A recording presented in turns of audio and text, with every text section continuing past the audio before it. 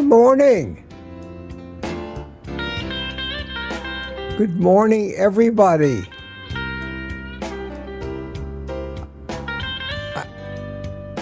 I could say happy Monday, but most people don't view it that way, but I do. I like Mondays. I like Mondays. I know I'm strange. Welcome to Morning Coffee with Mitch. Welcome to Morning Coffee with Mitch. I'm watching Kelsey over there, and they're still going strong. I got 44 of you would rather be here. I guess that's nice, but I don't care if you're over in Kelsey's first and you want to hang around till the end. I can wait. I got all day. I got coffee here. So while we're waiting, why don't we drink it if we got it?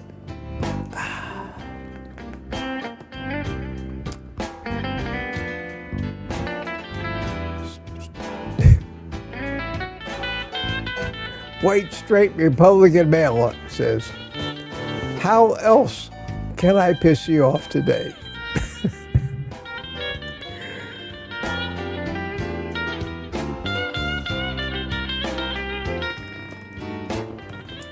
Rick says Kilt's done, but I'm watching them over there. They're still on the air, but they're waving. Yay! Yay! We're waving now. Look at that. Look at that. Now they're done. Yes. Okay. Okay. Super. Super. And let me get rid of the music. Good to see y'all. I still have the chat over there. I'm still trying to, oh, come on, Mitch. Get in the middle here. I'm still trying to come to terms with how I want to do my new format and still not stop doing all the things that make this an entertaining, a personal, an interactive show where y'all feel welcome. And you're not just coming to class, because nobody likes to go to class, and I don't want it to be like that. So it's been kind of a roller coaster over the last week, trying to come up with ways to handle the distractions, because I don't have 4 people. I see Kelsey's in the house. Hi, Kelsey. How are you? How are you, my friend? Hope you had a great vacation.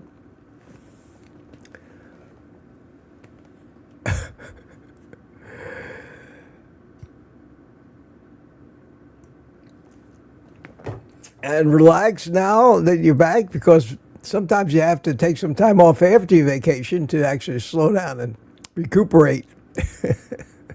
I thought vacations worked the other way. Yeah, Kelsey, I'm sorry I missed you too. And you're the busy one. I'm always around. So, get in touch when you got a chance to slow down for a second. Maybe schmooze. If you haven't been keeping up with me, you know that my channel has been kind of in turmoil, and I may have made a few enemies. I may have not been everything that everybody thought I should be, and I've had kind of a week of introspection and a lot of thought, and I came up with some ways I thought might fix the problem without, what's the old expression, throwing the baby out with the bathwater. And today's the first day I'm trying this new thing, and it's just going to be some experimenting. I am interested in what people have to say and their suggestions, and I've gotten plenty of them. But the one thing that I did that you may have noticed,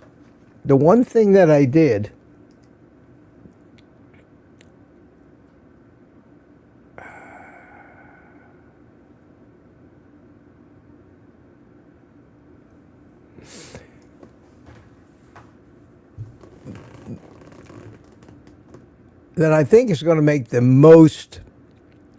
simplest fix with the most effect and help is just slowing down the chat. And evidently, I'm not the first person to ever have that problem, because YouTube and their programmers spent a great amount of time and thought giving us so many ways and options to do just that. And they wouldn't have gone to all that trouble if there hadn't been a reason. The easiest fix for a YouTuber is to just ignore the chat, which most of them do. They can't. If they're a big channel, they can't do it. If they're a small channel, why would they want to ignore the chat? The chat is the reason that they have for being there, just to have a little discussion. I fall kind of in the middle, I guess. I'm a considerate guy. I like to make people feel welcome. I don't invite people to my house only to ignore them. So my natural tendency is to care what you say. And one thing led to another, and it turns out that you came to my house, you ate my food. Reminded me of the friends who used to want to come out on my boat all the time. So I did all the work and drove the boat and cleaned the boat after we were done. All my friends just partied and ignored me. And I paid for it. Oh, I finally, after years of that, said, you know, this is not what I had in mind for the boat. Maybe that's what this situation reminded me of a little bit. So what I did was I slowed the chat down. Made a few chat rules. Very easy.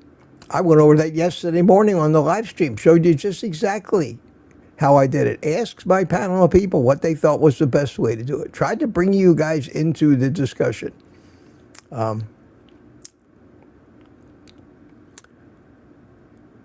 And everybody seemed to agree, except one or two people that no matter what I did were just very unhappy with me. They were complaining about me on my chat.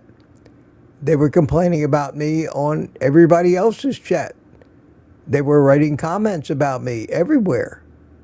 One of the comments I read to you yesterday morning. I didn't tell you who it was. I'm not going to tell you who it is now. I got sent a couple of emails from a couple of my viewers yesterday with screenshots of these comments saying, what the hell is wrong? What's the point? Is this guy talking about me? No, meaning the person who sent me the email. Just one dissatisfaction or another. I said to myself, well, why in the world would this person even ever want to come in here? He's not interested in anything except being the big man on campus in the chat. And it's not Peter and it's not Rick, so we'll get that out of the way. And I'm watching Kelsey this morning, and they still got that stupid ranking, you know, the one that shows you who's the number one in the chat. Dominating the chat, constantly typing in a chat, obviously not paying any attention to Kiltz, Nelson, Alia, or his guest, who's working very hard to try to help people. So, other than the KMT drawing, the chat in Kiltzy's live stream is useless in helping Kiltz spread his message, because nobody's paying attention. You can't pay attention when you're constantly talking about the trivia.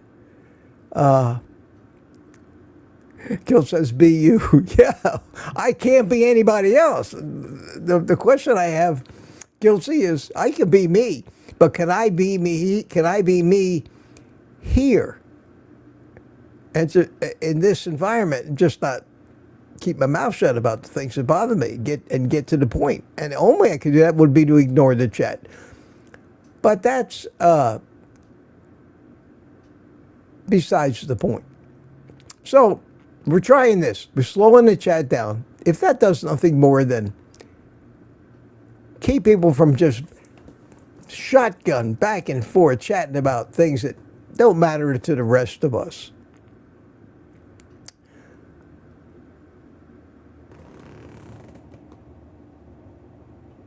Rick Perez says, ignore the banter, answer the questions. He has half ears. H-A-T-H, ears, ...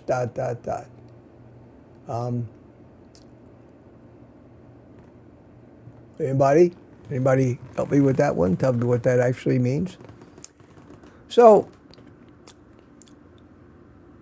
the chat's going along pretty good. Darn you multitasker, says Rick Perez. Slowing me down. No, Robert Kilt says. 1 a minute. 1 a minute. Because I got things I want to talk about. I already planned out how this was going to go, and I'm already off script because we're back to that same thing. And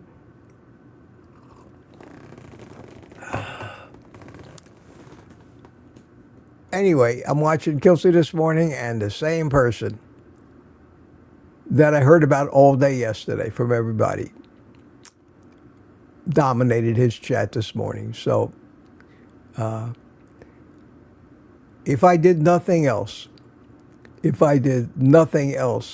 other with this one chat a minute rule, is take away the one reason that particular person had for coming here, I have accomplished a great deal and limited the nonsense and interruptions to what I keep hoping is a meaningful message. And if that's all it took, I should have done it a long time ago. So hopefully that won't be too inconvenient for all my friends to only be able to type once every 60 seconds in the chat. But sometimes we're probably used to by now having to terribly inconvenience ourselves for the very few of us that don't know how to behave and never get the message. And if you don't believe me,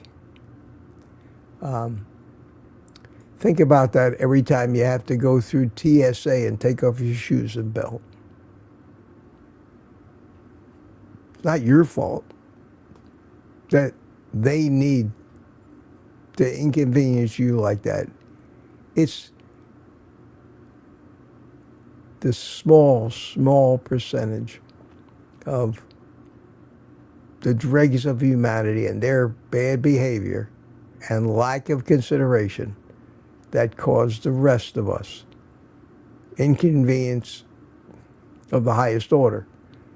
And this is a little subset of that. So let me get back to the way we used to do things.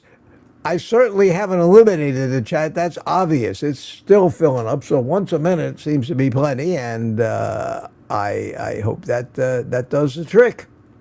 That does the trick. And Michael Prager, first thing last night, how you doing, Lady June? How you doing, Jerry? In the middle of her forest.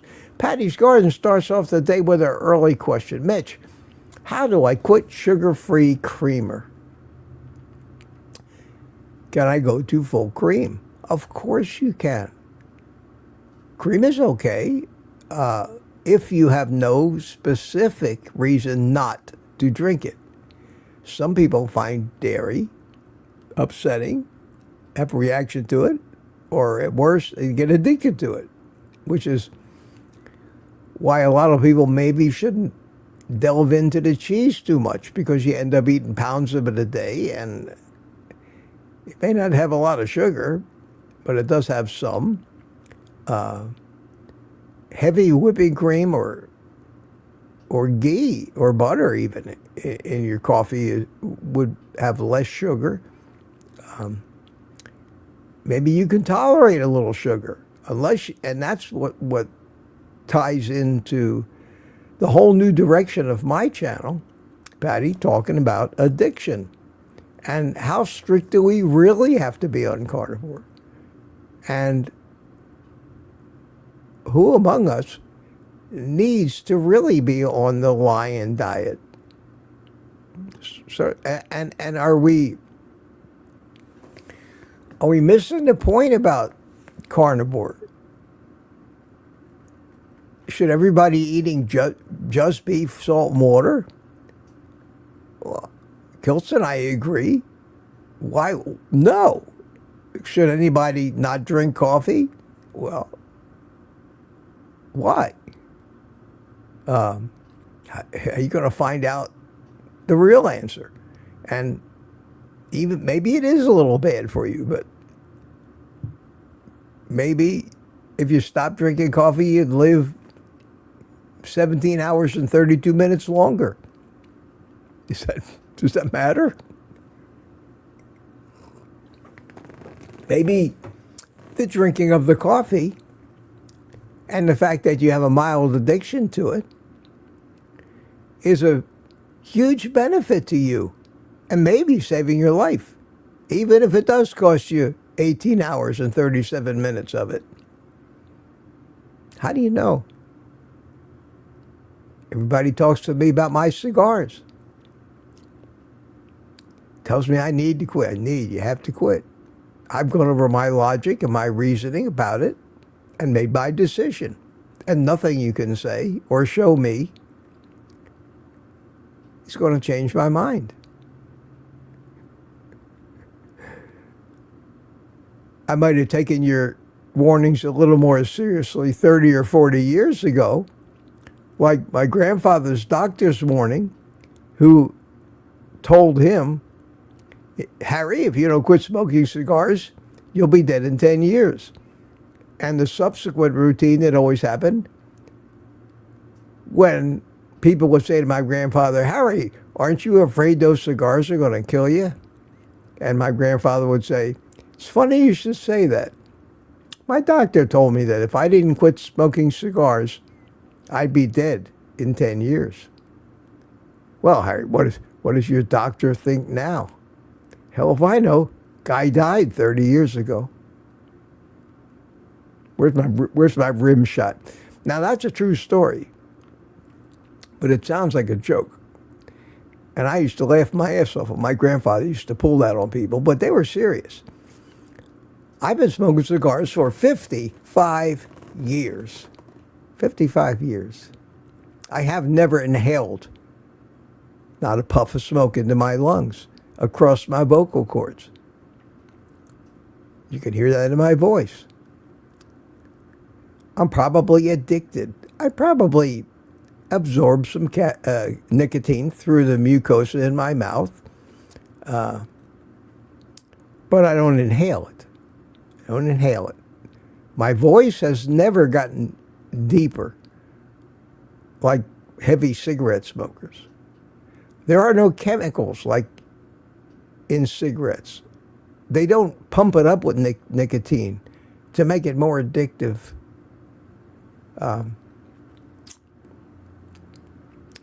Whatever it has, it has. There's no burning paper in there. There's no chemicals added to make sure it never goes out. Because you put a cigarette down in an ashtray, it burns right down to the nub. Why would they want a cigarette to go out? They want you to buy more cigarettes. Cigars, the minute you put them down, they go out. Very rarely burn very much. Is it a possibility that maybe it'd cause lip cancer? Or, yeah, if you chewed on it all day long, so does chewing tobacco. But ironically, and here's the funny part, that's not really funny. It's sad in a way. My ex-wife died a few months ago. I hadn't seen her in years. I've heard from her every week, but I hadn't seen her. Very sick woman, mentally ill. ruined my life. You all heard the story. I didn't even want to talk to her kids. I couldn't. There's such pain. She brought back such pain of trying to put up with her. But I had my son ask her daughter, what did she die of? She died of throat cancer.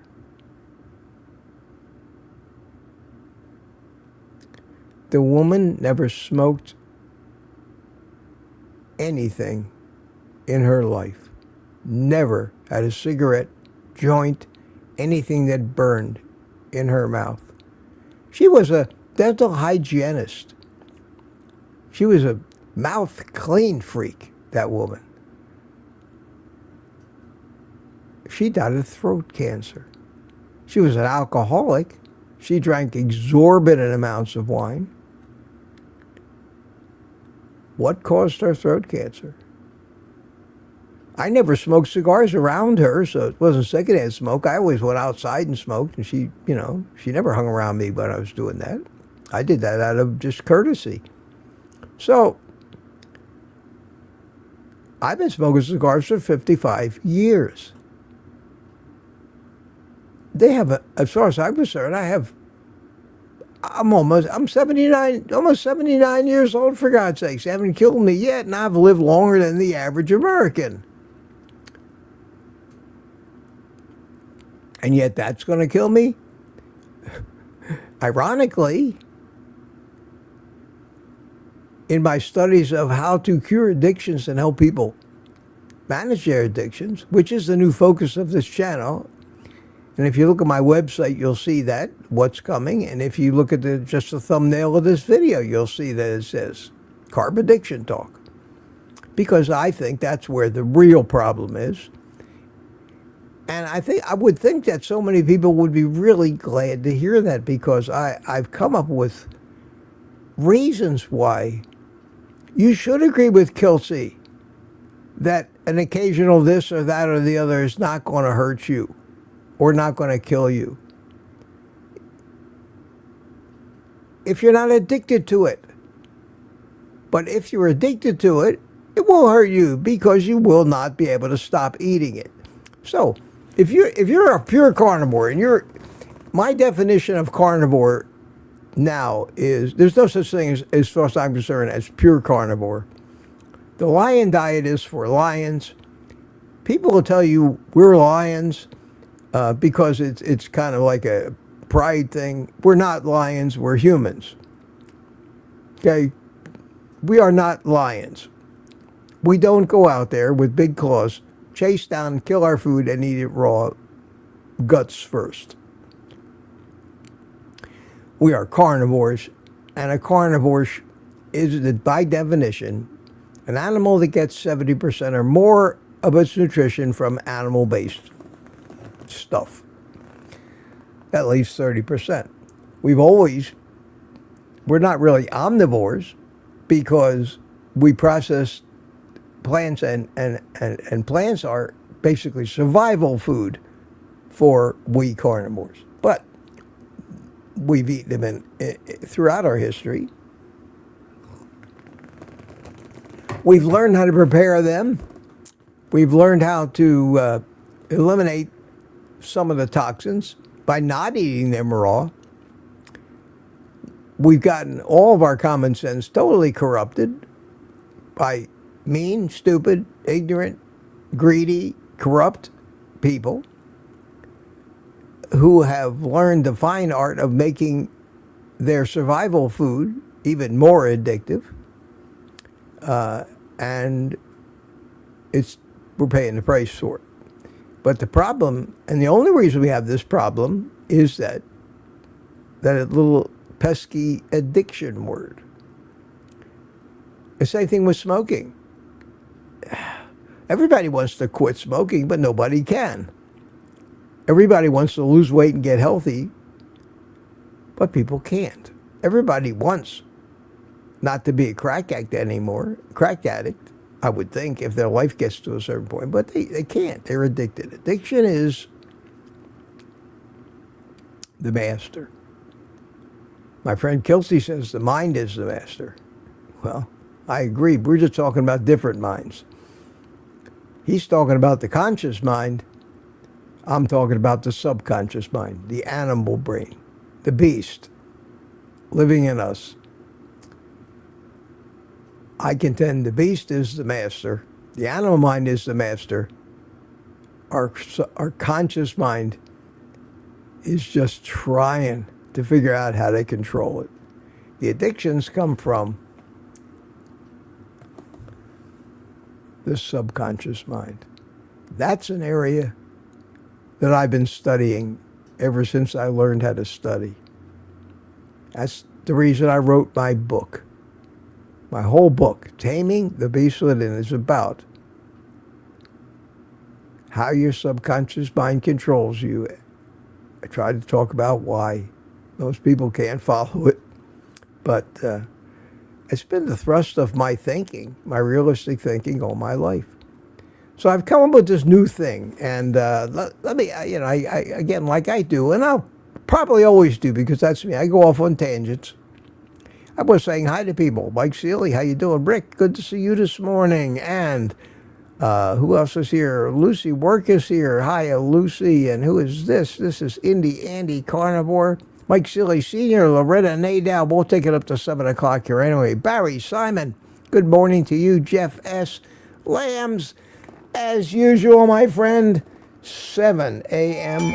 on the button, followed microseconds later by Tina. Hiya, Tina. How you doing? Very good to see you. And Rick and Jerry and Larry Ryan, Don Shager. Lori, good morning to you. John is here.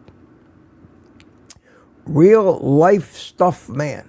Is that what that says? Real life stuff man. Wow. That's an interesting name. Good morning to you. Susan, good morning. Susan to you. Mary M. And I think that'll take us up to 7:01. Barry Simon. Everybody's here. Peter chimed in. How you doing? CB is here. Good to see you all. Good to see you all. Hanging out with Jen. Morning. Morning to you. We are. Who's this? Maria Kelly. Who's this guy? God, some people just never leave you alone. Papa Carnivore, how you doing? Just kidding, Kelsey, if you're still here. I told him to slow down. He's taking my advice. He took a little time off to come in here and relax. Brenda McIntyre, good morning to you. Super Tune is here. Kelsey's still here. Bacon Runner, Donna Ray, how you doing? Morning, Mitch, Addicts, and everyone else in our happy place. That's it. And so far, things seem to be working. The question about the creamers, where I got off on a tangent, I can't believe it. Let me answer your question about the creamer. What are you addicted to? What is it that you would think if somebody says, I want to stop drinking creamer, the average person would just say, well then stop. What are you waiting for? Without factoring in the fact that there's something about that creamer that you can't walk away from. Addiction is why. You're addicted to something in it. What kind of sweetener is it? Number one. What else is in that creamer? God, most of those things are horrible chemical concoctions. We used to call this coffee creamers wallpaper paste, because you could take those things, mix them up into a paste, and hang wallpaper with it. It's complete utter garbage. You shouldn't use any artificial coffee creamers or powdered anything else for that matter, unless it's a pure supplement like creatine, which is a powder. But any food that they sell you, it comes in powder form, basically, you got to be suspicious of.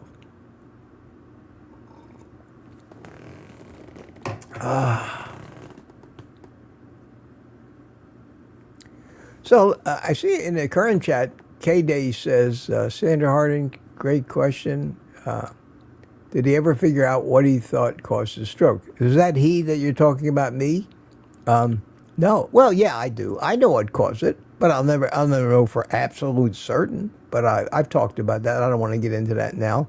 I'm answering the coffee creamer question. See why I got to stop. I got to do this. I got to stop looking at the chat. I got to get the chat out of the picture, and I got to ignore it. So if I missed your question, if I don't acknowledge your presence, I apologize. Mea culpa, my fault. I'm so used to wanting to make sure I don't miss anything that I can't stay on topic. It's just me. The only fix for that is to completely erase the chat from my monitors, from my mind, and go according to what I had planned to talk about today before I got waylaid by the questions. Now, my fix for that, and I'll get done trying to talk about the creamer, was basically to have party day and serious days. If we need to get rid of it one more serious day and make another party day out of it, that's fine. On Sunday morning, it's a party day.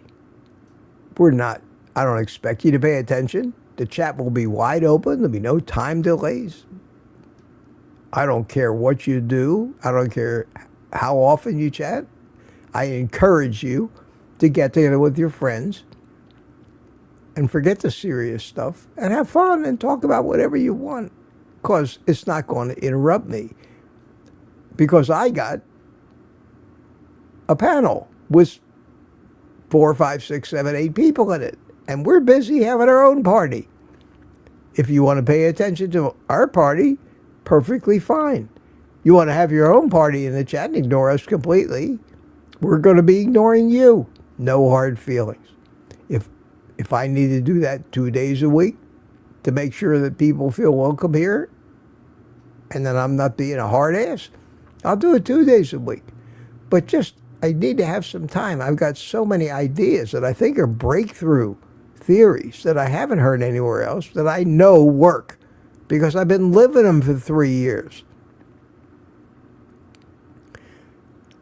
Then I want to take my channel in the direction of carb addiction help.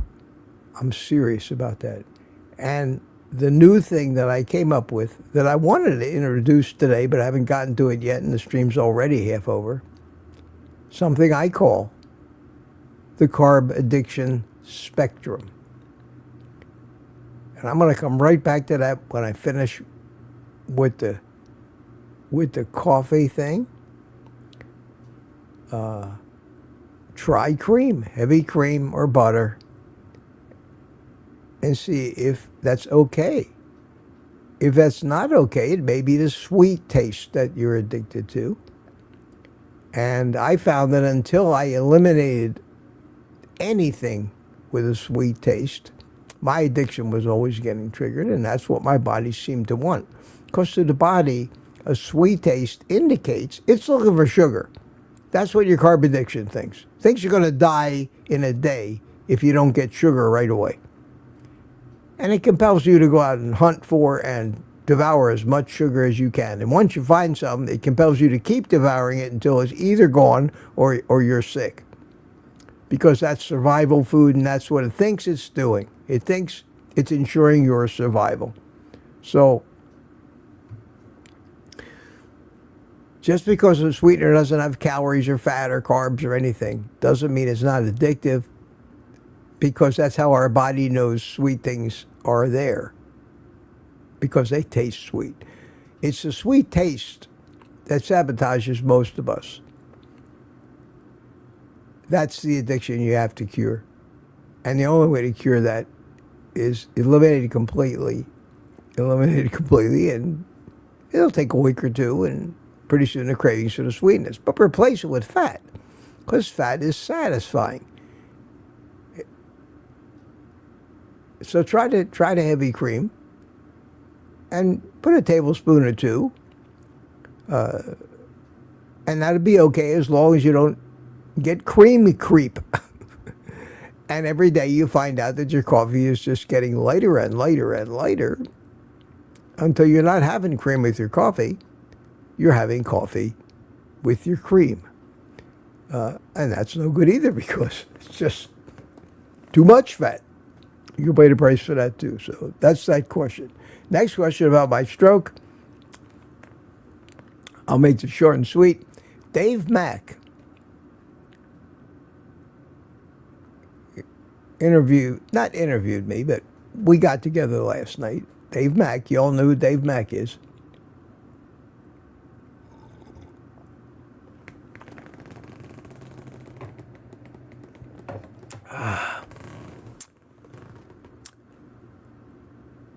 Not an interview, just a catch-up, because he already interviewed me, to talk about two specific things.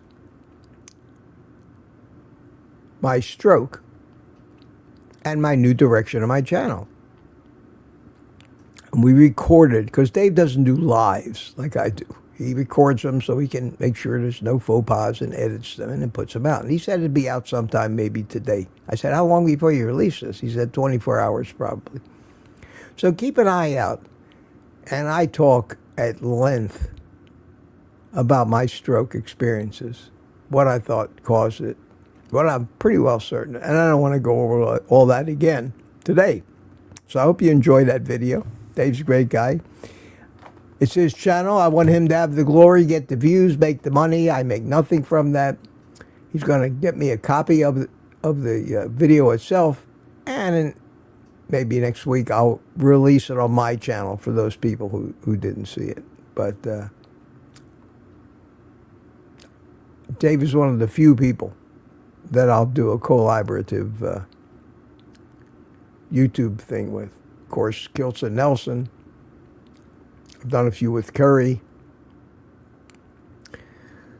But I don't go out of my way and turn down most offers of people just want to interview me because I can't take watching all these interviews with the same thing. Well, Mitch, what brought you to Carnivore? Oh, please, not again. Pretty much the same thing brought everybody else to Carnivore, Bob. I was fat and sick. Oh, okay. You know, I can't take it. I can't even watch other Carnivore channels anymore because it's just the same story. We know. Tell me something that I can use, will you please? Tell me how I fix my problems. And that's where I try to live. So that takes care of the creamer. That takes care of the stroke. What caused it? It was not Carnivore. I can pretty well tell you that. If you need a teaser or a spoiler, I don't see how it could have been anything to do with Carnivore. I wanted to talk for a few minutes today about the new direction. The new direction. Also want to welcome hanging out with Jan. Join the private community. And I encourage people to do so because we do have a great time and do let our hair down. And the private community is one of those places where you can actually party, talk about anything. Come on the panel, talk to me face to face. I'm surprised more of you don't do that. We're trying to get everybody over their camera shyness. But yeah, it's a private place that we have on YouTube. There are no trolls. They can't come in. There are only people who want to be there. And none of us are bothered. None of us are bothered by people who just want to become the center of attention and monopolize everything. And it's fun. It's fun. People want to talk to each other, fine. And people are asking, and Peter's answering my questions. Wow,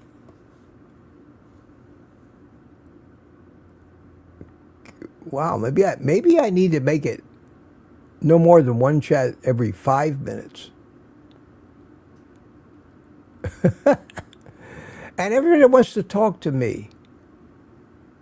when I ask her questions, this is funny. When I ask people to ask me questions, nobody asks them. I sit there and go, oh, what do I talk about now? When I have something I want to talk about, everybody asks questions. How do I handle that and please everybody? I'm a people pleaser. Really. Question, Mitch, I was asking about the stroke because I'm carnivore, but my stress is excessive with family. That's why I asked what did cause it. When did you come to the conclusion? I don't think carnivore causes strokes, because the only thing the medical community has to say that carnivore causes strokes is the same lame shit and studies that they use to tell you that eating red meat clogs your arteries and causes blood clots and things. Well, I don't believe that. If you don't believe that, then their logic can't make sense.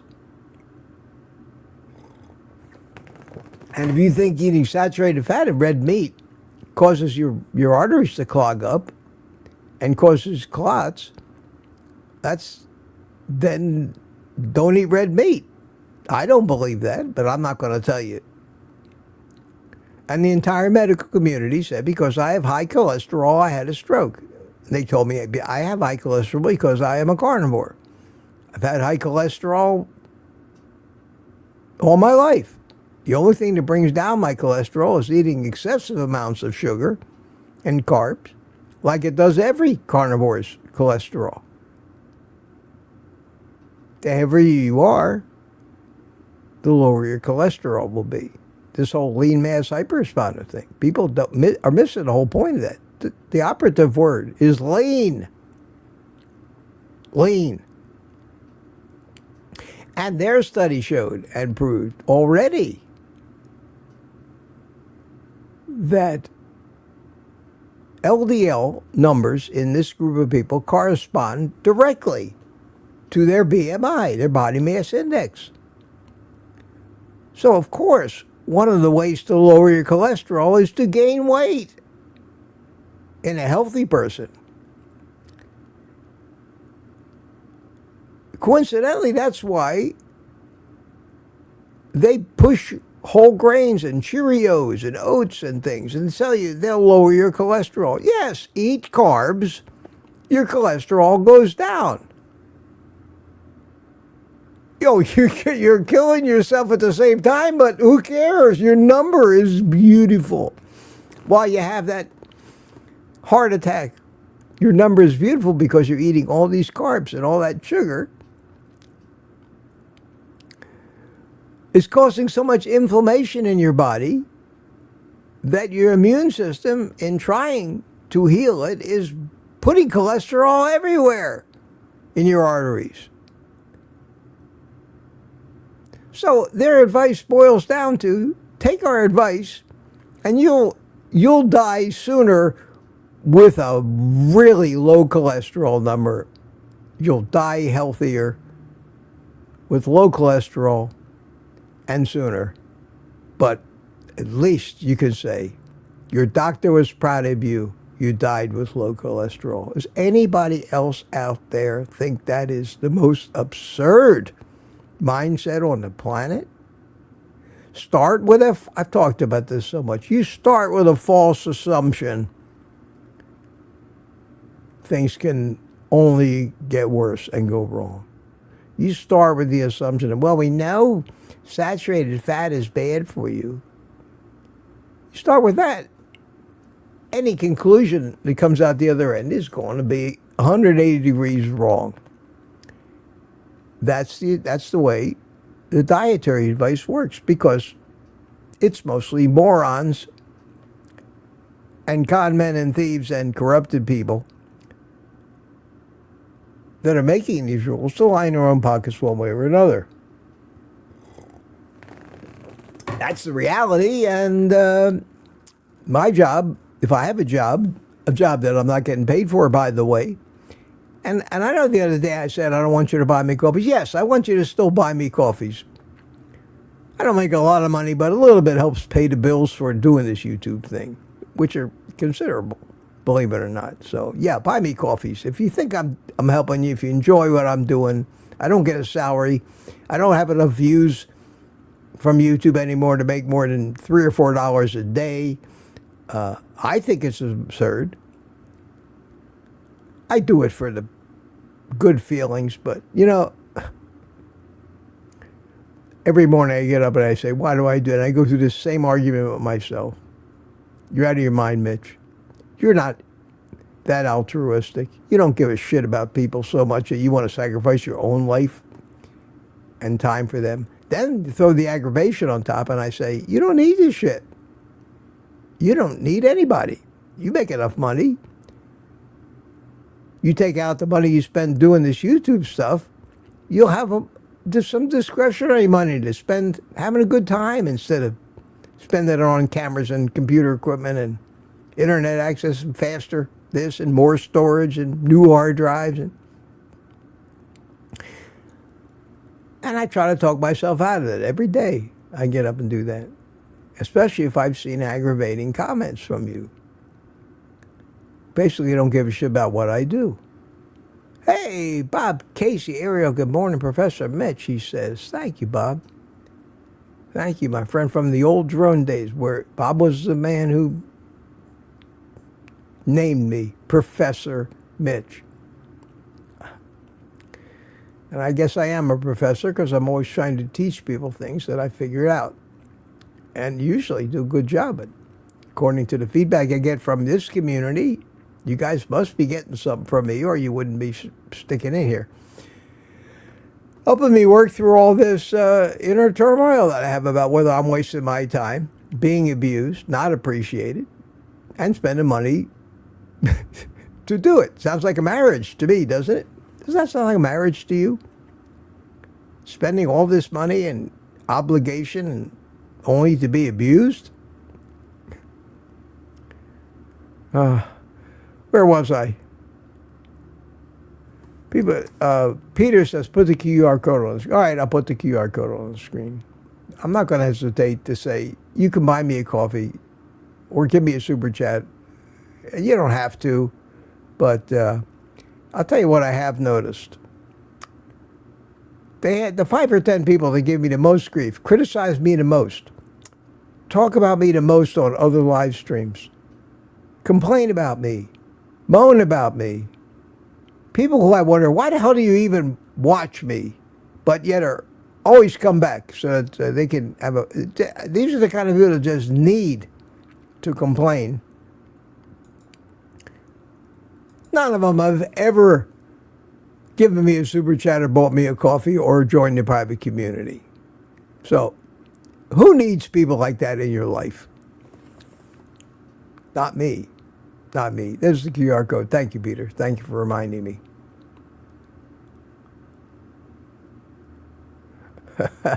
K-Day, thank you. Thank you. So I was saying, and I wanted to talk about today, and I still might get a little of it in. Of course, we always go long here. And it's okay because I really have nothing pressing that I have to do. I'm going to be up anyway. I have a very hard time sleeping past 5. I go to bed 9 to 10 o'clock usually at night, and that's 7-8 hours sleep. How much sleep does one person need? But I want to talk about this addiction stuff because I think if I ignore the chat now, and you people don't feel ignored because Mitch hasn't said hi to you and missed the question that you asked, and I will tell you this about questions. Some questions are really great questions. Deserve more than trivial answers.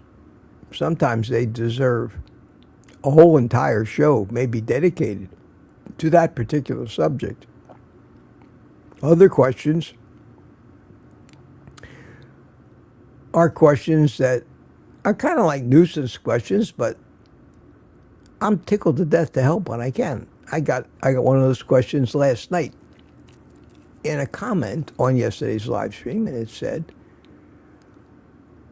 on the Typher air fryer, how do you get into the self-cleaning mode without using the phone app? Well, I made a whole video about that. So I put a link to that video and gave them the answer. So why wouldn't I? I'm always very happy.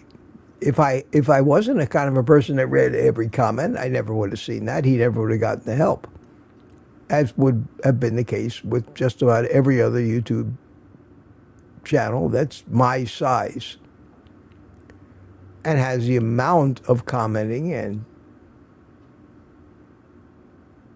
chat that I have. But I really work hard about that. I wonder if anybody notices.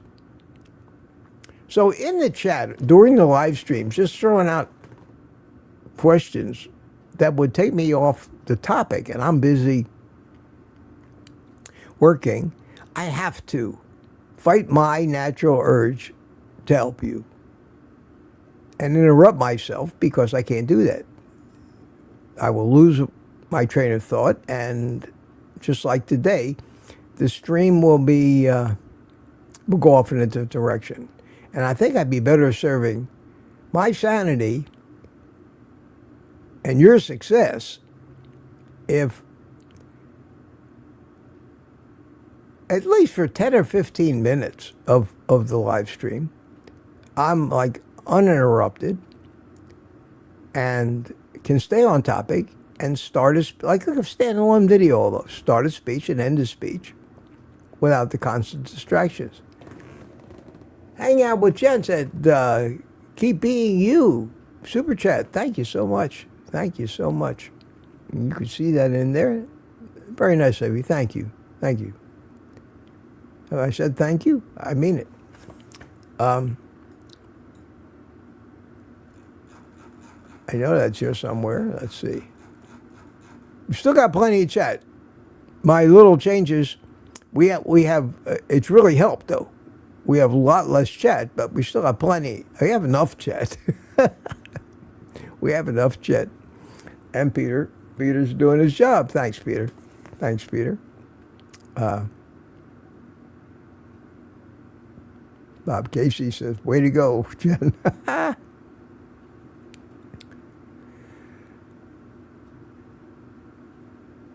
K-Day says, where's the Super Chat located or the Buy Me a Coffee? Well, the Buy Me a Coffee link is in every video, every live stream in the description.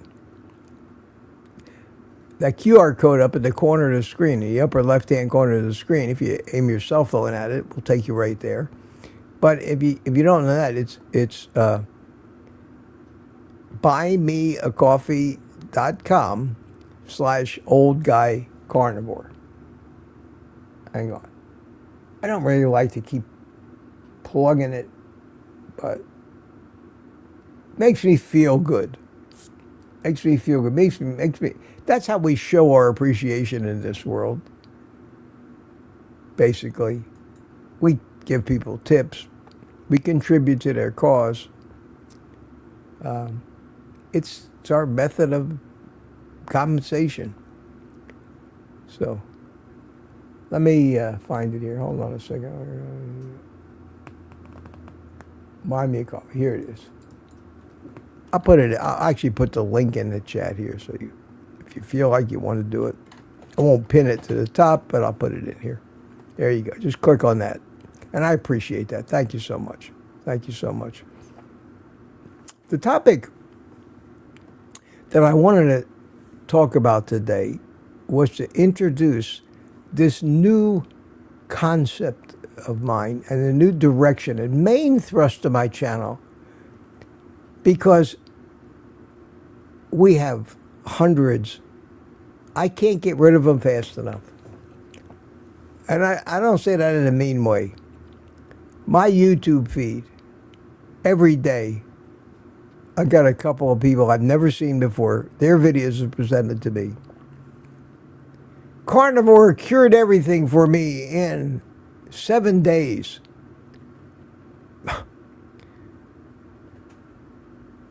Everybody's jumping on this bandwagon. It's so confusing now.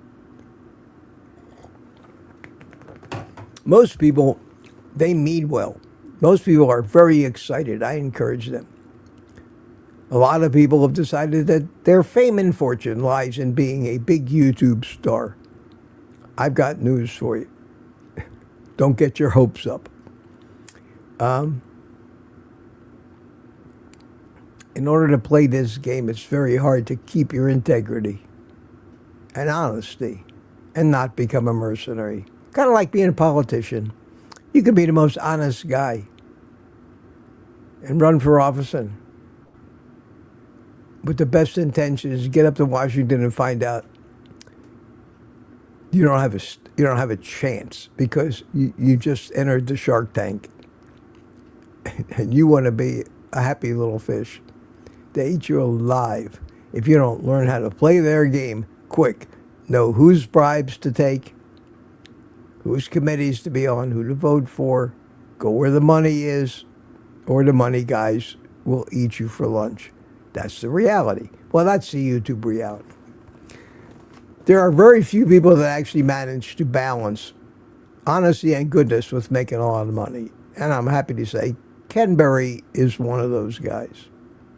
He found a balance, a way to do it, where he doesn't have to sell out his soul, make his titles and thumbnails too deceiving and clickbaity, but he still has to do a little of that or nobody watches you. So you still have to make concessions.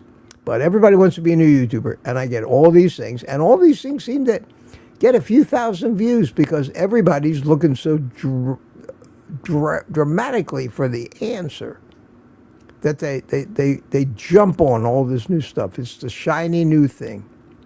Maybe this person has the answer. It's the same old answer. It's the same old story. It's the same old interview.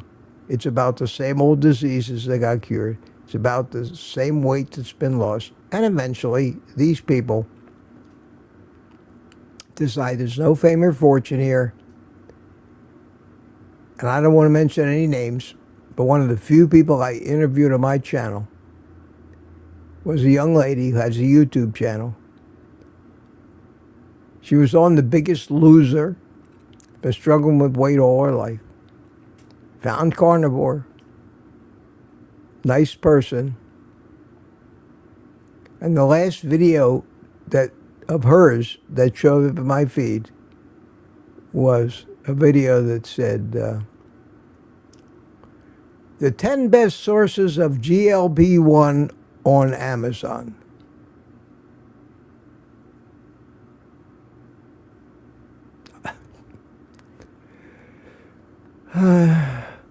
Click, hide this channel from my stream. Confirm? Yes. I'm done. But it's sad. What went wrong? That's the way it goes. What's happening today in the carnivore community in YouTube? Is anybody less confused than they were yesterday? Should or shouldn't you add carbs? Should you eat the kind of fruit that Paul Saladino says? Or should you be strictly a lion like Dante Ferrigno? Well, what? Oh, wait, Dante Ferrigno has kind of gone off it lately. Kind of lost his enthusiasm. Why is that? Isn't there anybody that can do this and can go on this and pick a course of action and just stick to it? Well, the question is, whose course of action? Which advice is right for you? Even if all the advice is correct, not all of it is correct for you. You don't go to your doctor's office, not that I appreciate the way they practice, but in your doctor's office waiting room, there isn't a big cardboard thing like you find in the supermarket full of candy. And it's full of pills. It's just full of pills. Every different size, shape, and color of pill is in there. And it's just huge. And there's a scoop in it, like you find in the scoop in the candy thing. And you go in and talk to your doctor, and he hardly even talks to you, which is really not unusual, but he filled out a few forms. He hardly talks to you. Very few of them even touch you anymore. I can't remember the last time I went to a doctor, like for a checkup, where he said, take off your shirt. How the hell is a doctor examining somebody without taking off their shirt? The only time I have to do that is for my dermatologist.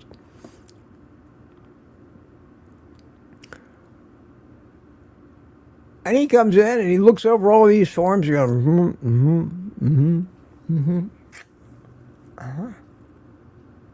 and he says, okay, yeah, all right. Tell you what, on the way out, just take a scoop of pills out of that gigantic thing out there, and you'll be okay. And you say to yourself, what? Yeah. What? How do I know what's in there? It doesn't matter. We don't know what they do anyway, but everybody's the same, aren't they? Just dip into the generic pills. Well, we all know that's the height of stupidity. Everybody's different. A medicine that will cure one person will quickly kill another. It's an absurd example. It could never happen. But that's, in essence, what we're doing with our diet advice. That's the analogy. That's what we're doing with our diet advice. We have the mindset, one diet fits all. That may be true if we were all identical. If we all had exactly the same amount of physiological damage to our systems, that the diabetic with an A1C of, say, 8 or 9 was exactly the same as that lean mass hyperresponder with an A1C of 4.8. Because any change in any of these things causes the body to work differently, not to mention the genetic differences, previous and prior damage. And here's where I come in when it comes to diet. The most important thing, how addicted are you to sugar? See, people will argue this with me, but I see the evidence everywhere. Just look around and ask yourself obvious questions about things that are right in front of your eyes. And your own addiction is blocking you from even recognizing it. Even recognizing it, because it doesn't want you to get wise to it. It wants sugar. And when you start thinking about, is sugar bad for me? It puts the brakes on it and puts new thoughts in your head. Well, yeah, okay, I'll go along with you there. Yeah, I'll concede that point. Maybe you should cut back on sugar. Okay. But eliminate sugar? Are you crazy? You do that, and I will hound you until you can't stand it anymore. Cravings will be so intense, because if you don't eat the sugar, we're dead tomorrow. Because it believes that. There are real mechanisms at work. Addiction is, in my estimation, and I could be wrong, but I doubt you could prove me wrong, and I could prove me right just by going into a Sam's Club and say, okay, folks, count up every gram of carbohydrates in this store and add them up. Now let's add up every gram of protein and every gram of fat. Who do you think would win? By a margin of 10,000 to 1. The carbs. There's more crap, junk, sugar, candy, breakfast cereals, pasta, bread, fruit. There's more carbs in that friggin' Sam's Club. That's why the meat department is a couple aisles, and the rest of the store is either dry goods, shoes, clothes, or carbohydrate. in colorful boxes with outrageous claims all over them. Billed as health food. Poisonous, addictive crap. But you're an addict who doesn't know it in most cases. Those of us in this community hear about it, but not enough. People who aren't that health conscious, people who go to gyms, for instance. Atkins has been pushing this for 50-something years. He's still being vilified. It's the truth. It is a fact. I've proven it to myself, and I've proven that I'm helpless to negotiate with my subconscious mind over the things that we're addicted to. I also know people that could fall into a swimming pool full of Skittles and not feel the urge to take the first one. Same thing with alcohol, same thing with any addiction. There are people who can't live without it and people who it never crosses their mind. And I say to myself, do all of these people need to live their life exactly the same way? No more than the patient in that doctor's office needs to just take a drug, doesn't matter which drug. There's a box full of pills out there, take a scoop. Save you a lot of money at the drugstore. Everybody's different. Everybody does not need to be on an extreme restrictive diet like carnivore. That, my friends, is the message. We don't need carnivore Nazis. We don't need the crowd that says, you're not a real carnivore, Mitch. You drink coffee. You smoke cigars. Cigars are plants, so you're not a carnivore. How dare you come on here and give people carnivore advice? You know, that kind. We need to get rid of those people. There's never going to be any talking to them. They are ignorant. And on top of being ignorant, they're also stupid. Self-centered, angry, arrogant, and a list of mental conditions as long as your arm.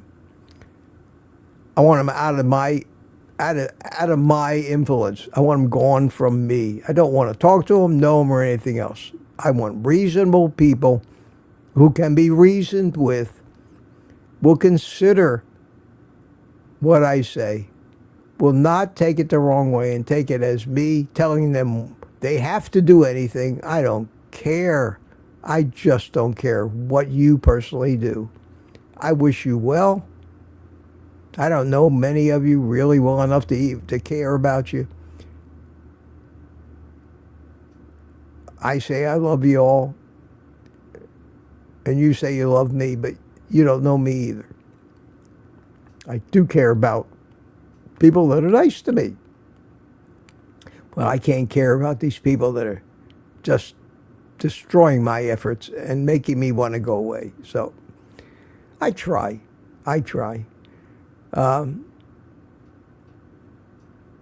The point I was trying to make is that it should be really obvious that you can't go to a doctor and everybody's not going to get the same prescription or the same strength even, because there are different levels of everything. There's the just brand newly minted pre-diabetic, and then there's the full-blown, without 80 units of insulin every 5 minutes, I would die. You can't treat these things the same. Same thing with diet. And since I now firmly believe that every problem we have, if you're looking for the root cause, when I say root cause, I mean root cause. You got to go back way far in human evolution to figure out what the root cause is, because that's where you find your answers. Not in what happened 30 years ago or 50 years ago. You find your answers 1 million or 2 or 3 million years ago, sometime along the evolutionary path of the human species, where we were really human, when the first of the homos were identified. From that point on is where we really fine-tuned and developed the physiology that we have today that's way different than our herbivore ancestors. And the physical evidence for that is everywhere. I've studied that. Vestigial organs, similarities in bone structures. The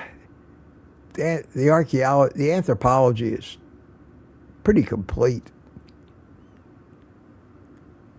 There's still tons we don't know, but we do know enough. And then when we learned how to analyze DNA and we actually could read the code that the organisms operate on, and found in 3 billion instructions the fact that most of it was similar no matter what the life form. There's no other way it could have happened. I'm sorry. That's at all possible and has real evidence to find it. So I finally, one thing almost drove me off of YouTube was arguing with religious people. I can't do that. So if you don't believe me, and if you don't like me because, I don't have a Bible in one hand, don't come see me. I don't care what you do. If it makes you happy. I just want you to be happy and healthy. Whatever you can do that makes you healthy.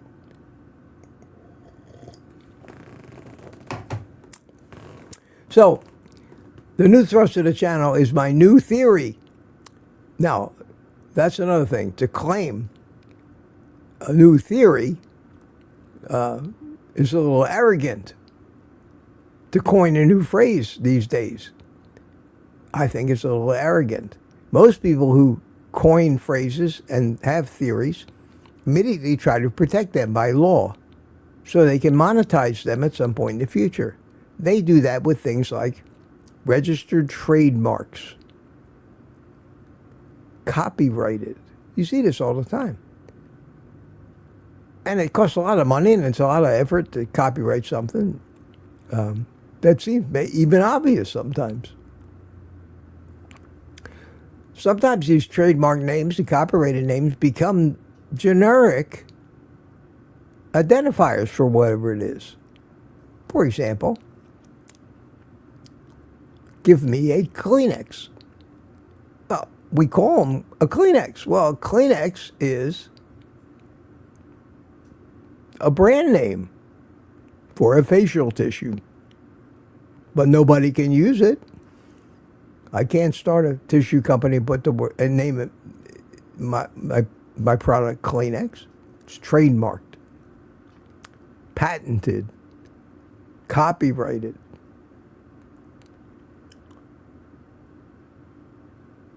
And I came up with something like that I'm sure other people have used because it's just another combination of common words.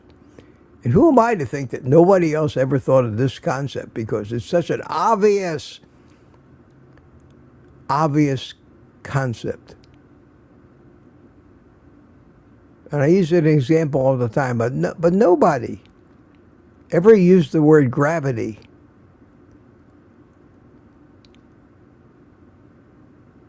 or thought about why does everything seem to be attracted to the center of the earth, and why do I weigh so much? At that time, we didn't know you'd weigh 1/7 as much on the moon because of gravity, but it took Isaac Newton to sit around and ponder for a while, but an apple fell on his head, and came up with the discovery of gravity. Well, how arrogant of him.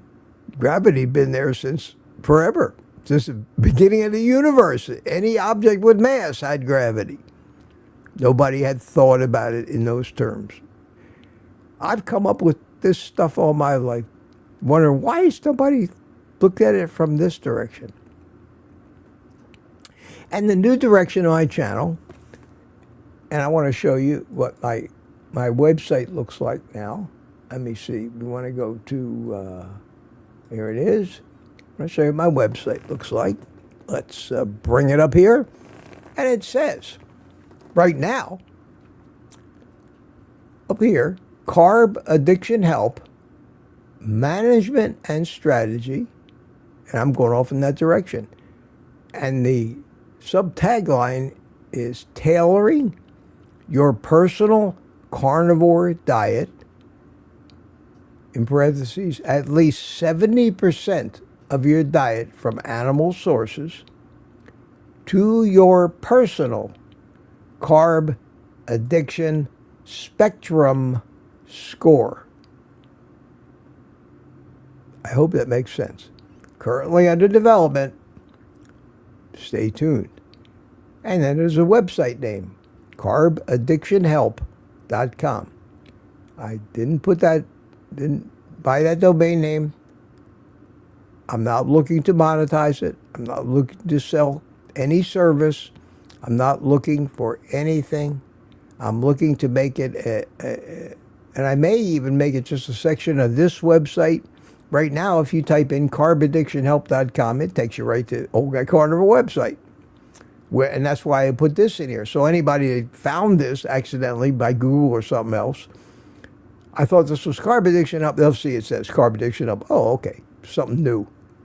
I have not developed this. This is another one of those things that I hope, like the last big project I wanted to do, there's enough interest in to make it worth my while to work that hard for nothing other than help people. To have a purpose in life other than to come in here and just host trivial conversations and laugh and be funny. That's not what I want. It's not what most of my serious viewers want either. The changes I've made, I hope haven't been too draconian, but hopefully they'll serve the purpose. As long as people don't get offended if they think I'm ignoring the chat. I cannot stay on top of the chat and actually do a live stream and stay on focus either. Talking about my new direction, trying to help people.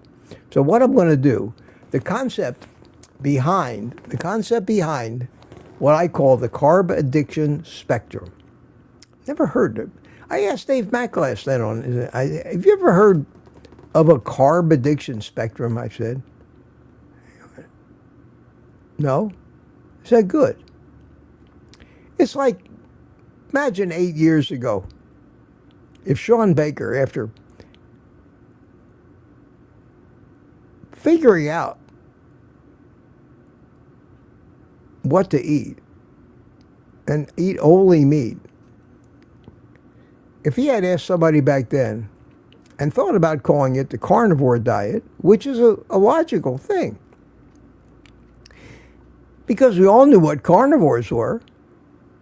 I mean, that was obvious. We knew that lions were carnivores. Some animals are carnivores, some are herbivores, some are some variation of the two. We call them omnivores when it gets to the point where it's about 50-50. Humans are, I don't think, omnivores, because the only time we're really supposed to eat the plants is when we're starving to death, and that's survival food, because the plants will do us damage, and we don't have the physiology anymore to safely process them.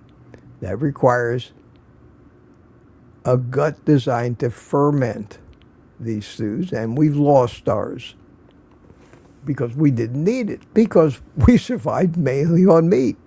So he came up with the term, the carnivore diet. I wonder if he, at that point, said to himself, the carnivore diet? How could I possibly claim to title something that when it's so obvious that that's what carnivores eat, a carnivore diet? Just like herbivores eat a herbivore diet. But it became the name of a diet, the name of a book, and he coined the term, and it caught on, and now, after 8 years, it's become kind of commonplace and acceptable, and recognized and blamed for everything by the people who want you to eat their addictive crap. Well, I feel that way right now with this new term, carb addiction spectrum, like autism spectrum or blood test spectrum, or everything's got a spectrum. Nothing is black and white. In fact, black and white are on a spectrum. They're on a gray spectrum. You go from black through all the infinite number of grays until you get to white. That's a spectrum. The colors are all on a spectrum. We call that a rainbow. And the term rainbow is an inclusive term, and that's why it's used by the LGBT, well, you know, the alphabet community, to be an inclusive, because it includes all that are in between. Well, I don't know if I invented it, but I'd never heard of it before. So in my mind, I just invented or discovered the carb addiction spectrum, because I have learned not all carb addicts are created equal. Not all carb addicts need to treat their addiction in the same way. You can find this is true everywhere. Not all alcoholics are equal. Not all people who drink alcohol are equal. Not all people who drink alcohol and need it every day because their body gets rewarded with either relaxing or pleasure or something. Not all of them are alcoholics, but they're all addicts. And the way to find out if you're an addict or not is to just abstain and see how miserable you get, or if it makes no difference. Simple test. How do I know if I'm an addict? And what level of addict am I? Am I addicted to alcohol enough to where once I start, I can't stop? And it ruins my life and I end up homeless in a gutter? Yeah, you're an alcoholic. It's all words. Am I addicted to carbs, or am I a carbaholic? Well, do you weigh 600 pounds and can't go 5 minutes without stuffing your face full of sugar? Or you're miserable? Yeah, I'd say. Do you just maybe can't live without some bread but don't eat enough of it to make much difference? No. You may be addicted to carbs, but you're not a carbaholic. What level are you? And I said, well, we need to come up with some standards. Some standards there. We need a scale. Just like the glycemic scale is also a spectrum. The glycemic scale from 0 to 100 measures how quickly carbohydrates are digested and absorbed into the bloodstream. Easy to measure. Eat the carbs. Watch the blood sugar. It spikes up out of control, like it does with flour, especially rice flour, which is even higher than pure glucose. It's a high glycemic carb. Eat some broccoli, your blood sugar barely moves. It's still a carb. So they have a glycemic scale and tell you eat low glycemic carbs. That's good advice for anybody, especially people who have a sugar problem. But that's not really an addiction issue. The addiction thing is, when does your desire for the pleasure caused by these foods reach a threshold where you no longer have conscious control over your actions? Because that's what is killing us. What's killing us also is that most people who are eating this stuff are buying into the hype that it's health food, it's good for you. Those protein bars that they eat with 28 grams of carbohydrates, sugar in them, are health food. They're adding protein to Reese's peanut butter cups now, making people think it's health food. For almost 100 years, they've been labeling breakfast cereal as health foods when it's pure sugar. Most vegetables are pure sugar. All fruits are pure sugar. They're all labeled as health foods. And we're brainwashed. So people aren't even thinking about it. They're ooh, candy. You know, I mean, they're like kids. They're manipulated by the industries that are making a fortune on them. I saw a story about this, about SNAP program, the Supplemental Nutritional Assistance Program. And all these people complaining about they're not getting their SNAP benefits because the government shut down. And they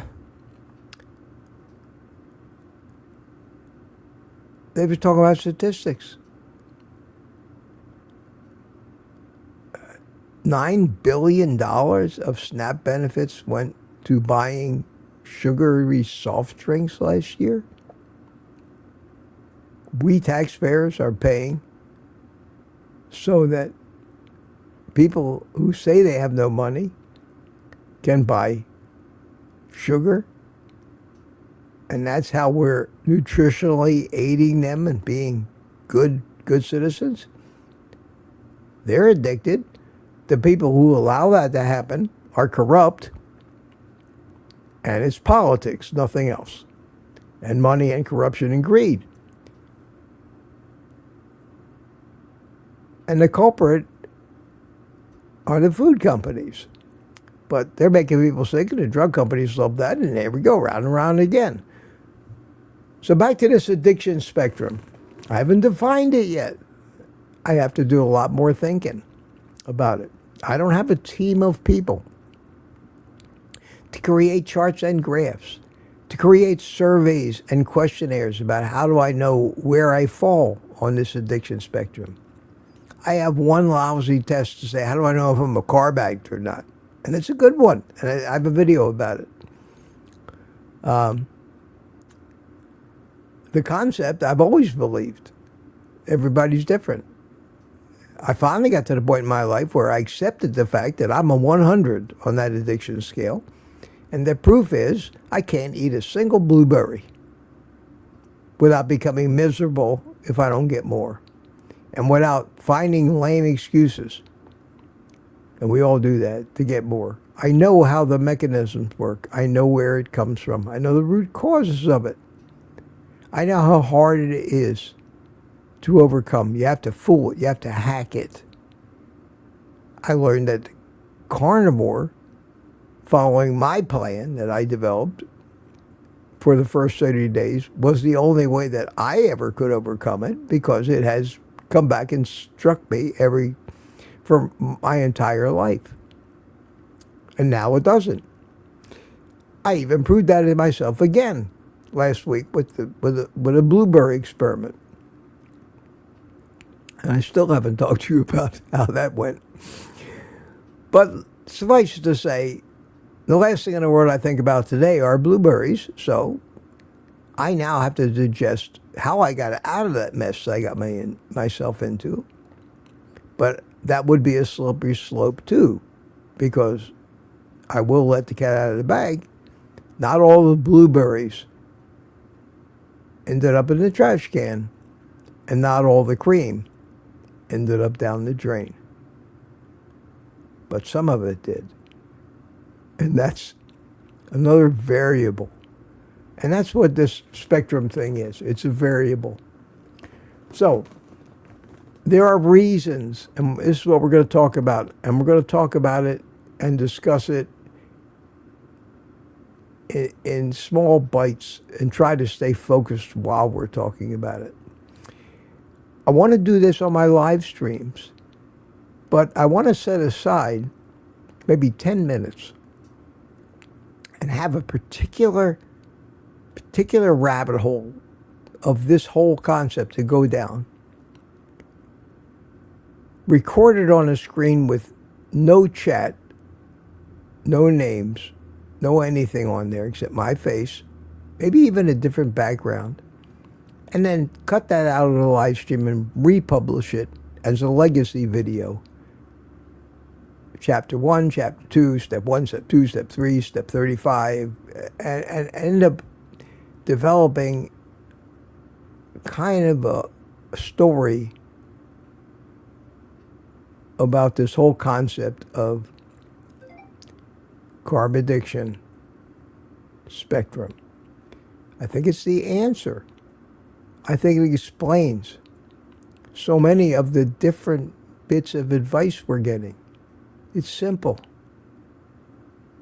The advice that somebody who is a 30 on the carb addiction spectrum will give you, because that's what worked for them, that's all they need to do, is going to be wildly different than the advice that you're going to get from somebody like me, who's only telling you what worked for me. And that's all we can really do, any of us. So it's a matter of looking at all this differing advice through a different lens. The lens of it, there is no right or wrong anymore for anything other than the broadest of health and dietary advice and considerations, being the don't eat the seed oils. And there are people right now saying, are seed oils really that bad for you? You never get a straight answer. Are plants going to kill you? If so, Dr. Chafee, how do you explain all those people living in Italy and Greece eating a Mediterranean diet, heavy in plants, and living to be 110? How do you explain that? Well, that's a good question. How do you explain that? All these things that people don't understand are not absolutes. They're because everybody's different. And when it comes to the ability to lose weight, stop eating the sugar, stop eating the carbs. That's a function of addiction. Addiction is controlling you. Otherwise, you'd quit. That's the question at the root of everything. If you're not an addict, why don't you quit? The answer is always, I don't want to. Well, that means you're an addict. If you know it's bad for you and you don't want to quit, you're an addict. Whether it's bad for you can still be up in the air and be controversial. People may think it's like my cigars. Am I addicted to my cigars? Okay, yeah, I'm an addict. I'm a cigar addict. I get enjoyment out of it. I know I can make all the excuses. I know that I can say I can go a month without them, and I can. So where do I exist on the cigar addiction spectrum? On the other hand, I'm a firm believer that the easiest and most effective treatment for any addiction is to replace it with another addiction. Hopefully one a lot less harmful. That's why I readily admit that, okay, maybe I'm a caffeine and a nicotine addict. Maybe I'm chemically addicted to them. But when I drink coffee and smoke my cigars, it makes it easier for me not to eat sugar. So life is full of trade-offs. Is that worth doing? I don't know. That's for you to decide. It's better than taking GLP-1 drugs. Better than taking diet pills. Better than not eating enough food. Better than so many of society's solutions to achieve the same results. So this is how I want to talk. How I want to spend, let's say, the rest of my life if I'm trying to help the human race, which I know is a lofty goal, but this is absurd. Most of the human race is unhelpable. It's best to just leave them alone. You go over there and do your thing. Stay away from me. We'll both be better off. I got nothing for you over here. Nothing to see here, folks. And maybe we'll have a community of people that are beginning to really understand what's going on, or not. And I need to figure out a way to do this in a way that makes me feel appreciated and not criticized. I need to not be certain that people are going crazy, talking bad about me everywhere behind my back. I don't need that. I don't hurt anybody. I heard from Dave Mack last night that my stroke set Twitter on fire. Now, I don't do Twitter, so I didn't see it, but he was telling me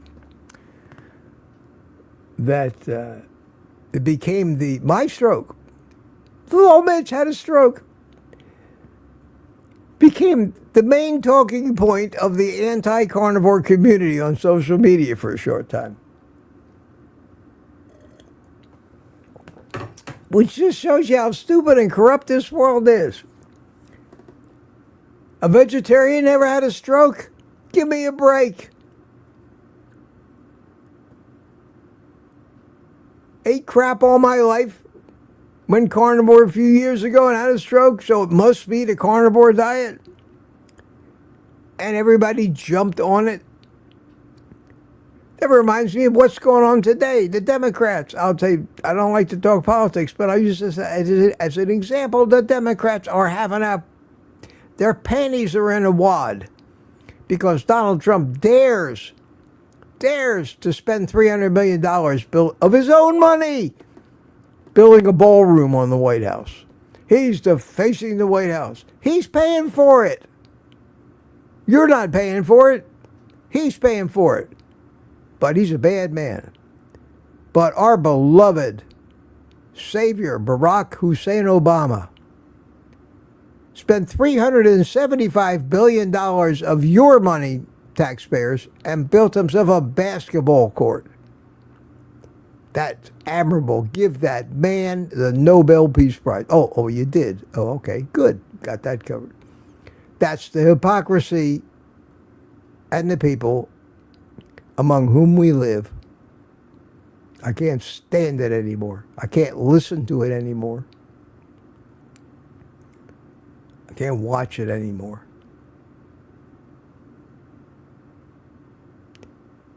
It's why older people just go away, get off my lawn. They're just tired of it. And the more you see it, the more you recognize it for what it is, bad human behavior. So, let's wrap it up there for today. You've now been introduced to the carb addiction spectrum. I hope you think there's some validity to the concept. And we're going to talk about the whys, and we're going to repeat it until you're so sick of hearing it. You may actually have to stop watching me for the same reason that I have to stop watching so many of the carnivore YouTubers that I actually respect and admire, because like Anthony Chafee, I just can't watch him anymore. He's not doing anything wrong. I just can't hear one more time about how plants are trying to kill me, and how the story of him and his college professor.